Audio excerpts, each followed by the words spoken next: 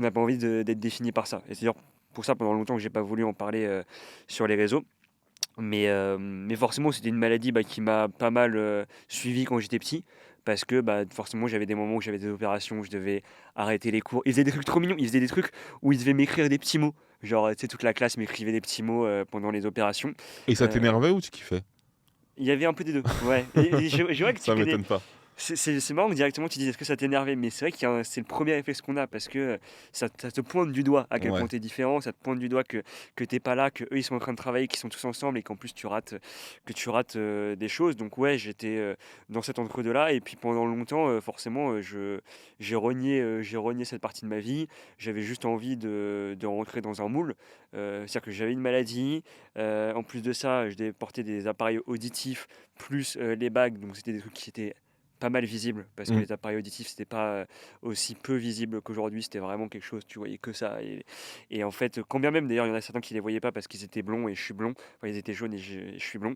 En fait, à partir du moment où, tu sais, tu dois les recharger, il y a quand même la manip où les gens voient ce que tu fais et donc il y avait beaucoup de questions. En fait, le simple fait de poser des questions, ça dérange Bien sûr.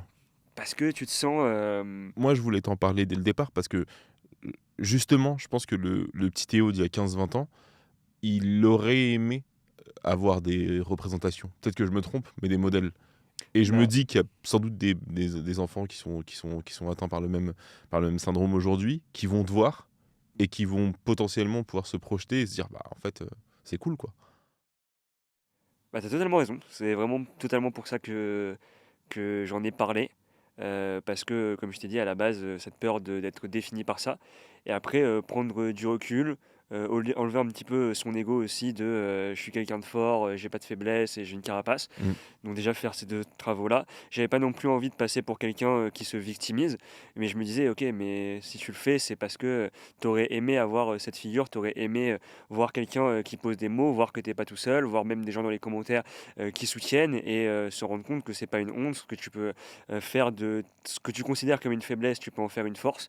Après forcément, c'est un processus qui est compliqué parce que quand tu es jeune, tu vas vouloir, chercher des coupables, tu vas vouloir te demander, tu vois, à qui est liée, ta maladie génétique. Forcément, le premier coupable que tu cherches, c'est les parents. Après, tu as une haine, on va dire, envers, les gens qui, tu vois, c'est juste des enfants qui te posent, leurs questions, tu vois, bêtes et méchantes d'enfants qui comprennent pas pourquoi tu as des appareils. Sauf que ces questions, elles sont redondantes, tu les entends, jour et nuit et au bout d'un moment, elles commencent à te gaver et après, j'ai envie de dire une certaine forme de haine, sur les autres. Cette haine, elle se renverse sur toi-même et du coup, forcément, ça amène des phases qui sont plus difficiles.